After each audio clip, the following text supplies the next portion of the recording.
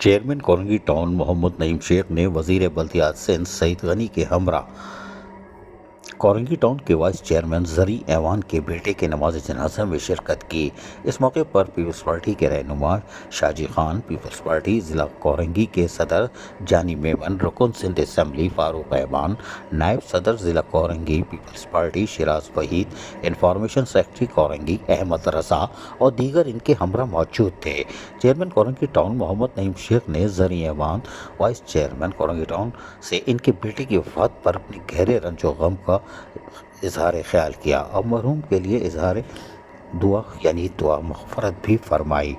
سعید غنی نے اس موقع پر زرعی ایوان جو کہ وائس چیئرمین کورنگی ٹاؤن بھی ہے، ان کے بیٹے کے انتقال پر اپنے دلی دکھ کا اظہار کیا اور کہا کہ اللہ تعالیٰ آپ کو صبر و جمیل عطا فرمائے اور بیٹے کو جنت الفردوس میں جگہ دے۔